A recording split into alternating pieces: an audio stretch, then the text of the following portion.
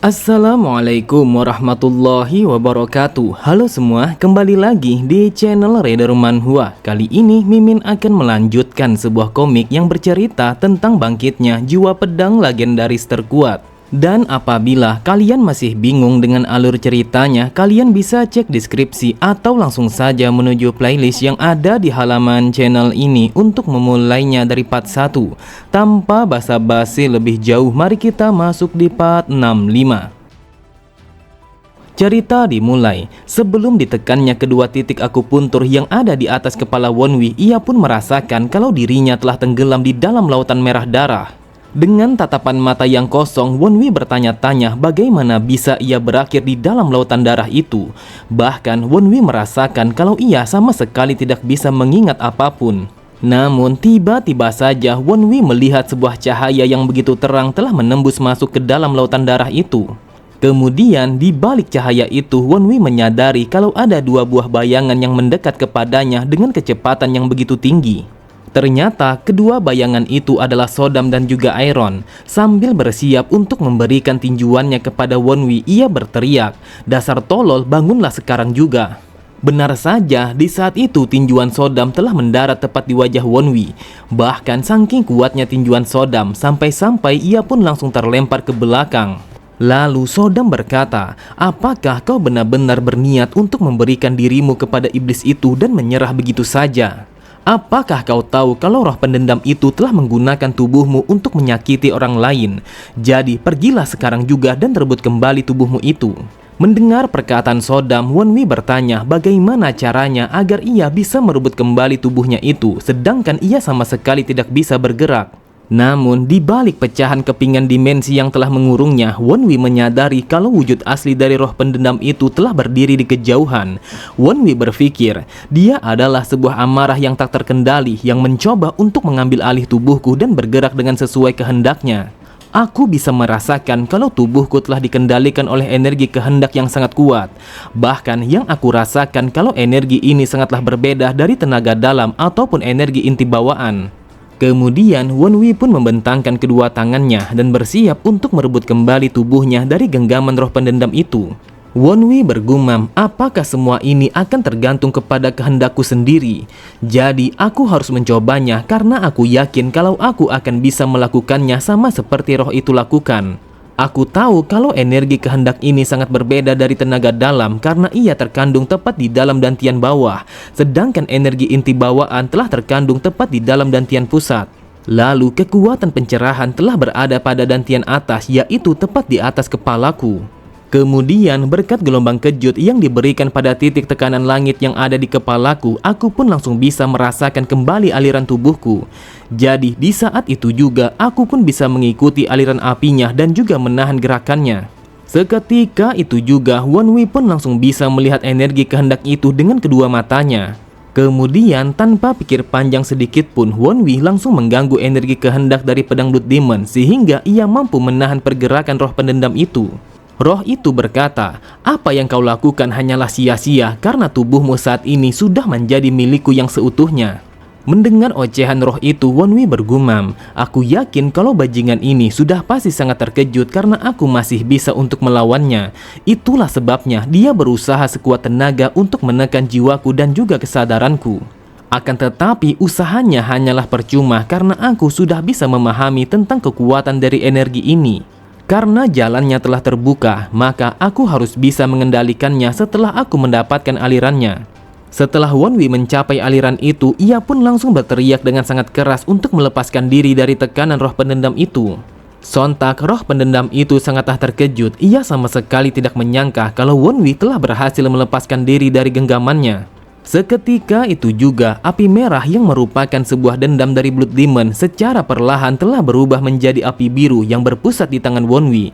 Diketahui kalau api biru itu adalah kobaran api kesadaran yang dapat melahap kebencian dan juga rasa dendam dari Blood Demon. Kemudian seiring dengannya menghilangnya kehendak Blood Demon, Wonwi pun langsung melihat berbagai macam ingatan yang dimiliki oleh Blood Demon, yaitu sebuah kebencian dan juga rasa dendam terhadap dunia ini. Pada sisi yang lain, terlihat Yunjik dan juga Sang Evil telah bersiap untuk melakukan sebuah serangan kepada Wonwi yang berdiri tepat di hadapan mereka. Akan tetapi, Sang Evil menyadari kalau warna rambut Wonwi secara perlahan telah berubah menjadi seperti yang semula. Sang Evil berkata, "Siapa kau saat ini? Apakah kau adalah roh pendendam ataukah kau adalah Wonwi?" Melihat Sang Evil yang telah bersiap dengan tinjuannya, Wonwi bergumam, "Aku sudah melihat kalau Master telah membahayakan nyawanya sendiri hanya untuk menolongku, dan itu sudah terbukti dengan tetesan darah yang ada di tangannya." Sambil tersenyum, Wonwi berkata, "Wahai Master, ini adalah aku, Soh Wonwi yang sebenarnya, dan aku meminta maaf karena aku telah membuat Anda menjadi seperti ini." Seketika itu juga, Sang Evil langsung berlari menuju kepada Wonwi untuk memberikan sebuah pelukan. Sangat jelas terlihat kalau Sang Evil begitu bahagia karena muridnya yang paling ia sayangi telah kembali dengan selamat. Akan tetapi, karena Sang Evil begitu gengsi untuk memeluk Wonwi, ia pun langsung memberikan sebuah pukulan yang mendarat di kepala Wonwi. Ia berkata, "Dasar bajingan, seharusnya kau mengatakan sejak dari tadi kalau kau sudah sadar." Beberapa saat kemudian, terlihat Yungjik langsung menghampiri anak muridnya yang masih tidak sadarkan diri. Lalu, ia pun langsung memeriksa tubuhnya untuk memastikan apakah Jamyung akan baik-baik saja dengan kondisi tubuh yang seperti itu. Setelah memeriksanya, Yungjik hanya bisa menarik nafas panjangnya, lalu ia bergumam, "Sejak dari awal, aku pun sudah menduganya kalau tubuh Jamyung akan separah ini. Bahkan yang aku rasakan kalau jalur ki yang ia miliki saat ini semuanya telah hancur. Jangankan seni bela diri, apakah mungkin kalau dia akan mampu untuk mensirkulasikan ki-nya lagi?" Namun dari arah belakangnya terlihat Wonwi yang berjalan menghampiri Yungjik yang sedang menangis melihat anak muridnya itu. Menyadari akan kedatangan Wonwi, Yungjik berkata, "Wonwi, pergilah sekarang juga bersama mastermu. Lagi pula apa yang kau khawatirkan tidak akan pernah terjadi."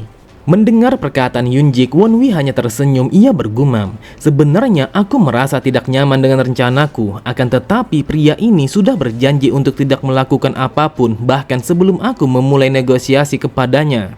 Kemudian Wonwi berkata, "Wahai Master, akan buruk bagi Anda jika Anda tidak melaporkan kami kepada Aliansi Murim. Mungkin saja pasukan Aliansi Murim akan membuat Anda untuk bertanggung jawab atas hilangnya pedang Blood Demon karena Anda yang telah mengejar kami." Lalu Wonwi melemparkan pandangannya kepada orang-orang dari Aliansi Murim yang telah mati. Ia pun kembali berkata, "Dan juga Anda jangan bilang kepada mereka kalau Jamyung yang telah melakukan hal ini karena dia telah memegang pedang Blood Demon. Jadi bilang saja kepada Aliansi Murim kalau ini adalah perbuatan para mata-mata dari kultus Blood. Aku yakin kalau mereka akan percaya apabila Anda yang menyampaikan laporan itu kepada mereka." Mendengar perkataan Wonwi, Yungjik pun berkata, "Wonwi, dengarkan aku baik-baik. Kau sama sekali tidak akan bisa menutup langit hanya dengan kedua tanganmu. Jadi seharusnya kau akan paham dengan apa yang aku katakan. Namun aku ingin mengucapkan rasa terima kasihku kepadamu karena kau telah menyelamatkan muridku dari pedang itu. Jadi mulai dari sekarang kalau aku akan bertanggung jawab atas semua ini. Lagi pula, aku sama sekali tidak akan bisa menahan kalian semua hanya dengan tanganku sendiri. Namun yang membuatku khawatir hanyalah karena kau telah membawa pedang itu." Akan tetapi, Yungjik sangatlah terkejut ketika Wonwi yang berlutut di hadapannya. Yungjik bertanya apa yang telah dilakukan oleh Wonwi. Sambil memberikan sebuah pelekat kepada Yungjik, Wonwi berkata, "Wahai Master, aku akan berterus terang kepadamu. Jadi ikutlah bersama kami sekarang juga." Sontak Yungjik sangatlah terkejut ketika mendengar Wonwi yang mengajaknya untuk ikut bersamanya. Bahkan Yungjik semakin terkejut saat menyadari kalau pelekat yang diberikan oleh Wonwi adalah sesuatu yang sangat berharga. Ternyata itu adalah sebuah pelekat sang dokter agung yang mampu menyembuhkan berbagai macam penyakit meskipun penyakit itu sangat sulit untuk disembuhkan. Lalu Wonwi meminta kepada Yungjik untuk menggunakan pelekat itu agar ia bisa menyembuhkan anak muridnya. Yungjik berkata, "Wonwi, kenapa kau membantuku sedangkan kita berdua telah berjalan di jalan yang berbeda dan kau saat ini telah berada di jalan non-ortodok?" Wonwi pun hanya tersenyum. Ia berkata, "Sebenarnya sebuah jalan yang aku lalui bukanlah jalan non-ortodok dan aku sama sekali tidak ingin terikat kepada kedua sisi." Mendengar itu, Yungjik berkata, "Jadi yang kau maksud adalah kalau kau hanya ingin berada di tempat yang netral tanpa adanya ikatan terhadap ortodok ataupun yunortodok." Sambil berjalan meninggalkannya, Wonwi berkata, "Wahai Master, jika Anda ingin menyebutnya seperti itu, maka hal itu akan jauh lebih baik." Setelah melihat Wonwi yang berada di hadapannya, Sang Evil berkata, "Wonwi, apakah itu yang sudah kau rencanakan?" Kemudian Wonwi memalingkan pandangannya ke arah belakang saat mendengar Yunjik yang berbisik kepadanya, "Wonwi, aku sama sekali tidak akan bisa membantu kultus Blood.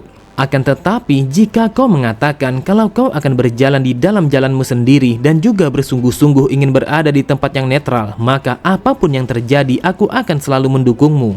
Lalu Sang Evil berkata, "Wonwi, apakah menurutmu kalau dia memang pantas untuk memiliki pelekat yang sangat berharga itu?" Sambil tersenyum, Wonwi berkata, "Wahai Master, aku rasa kalau dia memang pantas untuk memiliki pelekat itu." Setelah mengatakan itu, Sang Master langsung mengajak mereka semua untuk pergi meninggalkan kota Wuhan yang merupakan tempat suci bagi pasukan aliansi Murim. Beberapa saat kemudian, mereka pun telah sampai pada sebuah gua yang merupakan tempat persembunyian sementara mereka semua. Dan di dalam sana, mereka semua langsung beristirahat untuk memulihkan tenaga mereka masing-masing sebelum mereka kembali ke markas utama kultus Blood. Di sampingnya, Sodam bertanya kepada Wonwi apakah ia baik-baik saja. Wonwi berkata, "Awalnya aku berpikir kalau tubuhku akan hancur karena roh pendendam itu telah mendorong tubuhku sampai melewati batasannya. Akan tetapi entah kenapa aku merasakan jauh lebih baik daripada yang sebelumnya. Bahkan aku juga merasakan kalau energi inti bawaan yang berada pada dantian pusatku telah meningkat dengan begitu pesat." Iron berkata, "Aku tidak menyangka kalau kekuatan dari energi kehendak itu sangatlah luar biasa. Bahkan yang aku lihat kalau kedua bola matamu telah berubah sepenuhnya." Mendengar itu, Wonwi berkata, "Itu adalah sesuatu yang hanya bisa terjadi apabila kau telah menguasai seni agung darah surgawi pada master tingkat 5. Namun Wonwi begitu heran bagaimana mungkin ia bisa tahu akan jawaban itu. Tepat di belakangnya terlihat seekor iblis merah langsung memotong perkataan Wonwi. Ia berkata, "Dasar tolol, sudah pasti kau akan tahu dengan jawaban itu karena kau sepenuhnya sudah menyerap kesadaran Blood Demon." Akan tetapi, iblis itu begitu heran saat mendengar Wonwi yang berkata, "Suara ini sama seperti yang aku dengar sebelumnya. Jadi, apakah kau adalah pedang Blood Demon?" Mendengar itu, demon itu berkata, "Bagaimana mungkin makhluk rendahan sepertimu bisa mendengar suaraku yang sangat bermartabat ini?" Dengan tatapan mata yang tajam, Wonwi berkata, "Dasar bajingan songong, apakah kau pikir kalau suaramu begitu bermartabat?" Demon itu berkata, "Dasar brengsek, berani sekali kau berkata seperti itu kepadaku. Dengarkan aku baik-baik, aku akan meledakkan pembuluh darahmu dan bahkan aku akan membunuhmu." Kemudian sambil tertawa, Demon berkata, "Tetapi di saat ini suasana hatiku sangatlah baik. Jadi aku akan mengampunimu karena kau telah memberikan kebebasan kepadaku dari sesuatu yang sangat memuakkan. Akan tetapi hal ini sangatlah menarik karena kau telah mampu mendengar suaraku yang bahkan roh pendendam itu sama sekali tidak mampu untuk mendengar suara terbaikku ini." Dengan penuh percaya diri, ia pun melanjutkan kata-katanya, "Karena aku telah berhutang budi kepadamu, maka aku akan membiarkanmu untuk menjadi bawahanku. Jadi, wahai manusia, anggap saja kalau itu adalah sebuah kehormatan yang aku berikan kepadamu." Terlihat Wonwi hanya terdiam setelah mendengar ocehan Demon yang sama sekali tidak ada habisnya. Di sampingnya, dengan kesalnya Sodam berkata, "Memangnya siapa dirimu itu sampai-sampai kau berpikir untuk menjadikan Wonwi sebagai bawahanmu? Asal kau tahu, seharusnya kau yang akan menjadi budaknya." Dengan santainya Demon berkata, "Dasar sialan, berani sekali sebuah belati yang tidak berguna sepertimu ini ikut campur di dalam pembicaraan kami. Apakah kau sadar kalau benda kecil yang sepertimu ini sangatlah payah? Jadi pergilah sekarang juga dari hadapanku." Terlihat Wonwi hanya bisa menghela nafas panjangnya ketika melihat Sodam yang mengamuk dan juga menghajar Demon itu. Di saat itu, Iron pun mencoba untuk menghentikan mereka berdua. Namun tanpa ia sadari, tiba-tiba saja salah satu dari tangan Sodam telah menghantam wajahnya dengan begitu kuat sampai-sampai ia pun langsung terlempar ke belakang. Melihat keributan itu, Wonwi bergumam, "Entah kenapa aku merasa kalau mereka sebentar lagi akan cepat berteman." Oke semua, cukup sampai di sini dulu pembahasan alur cerita kita. Sampai jumpa di video selanjutnya. Wassalamualaikum warahmatullahi wabarakatuh.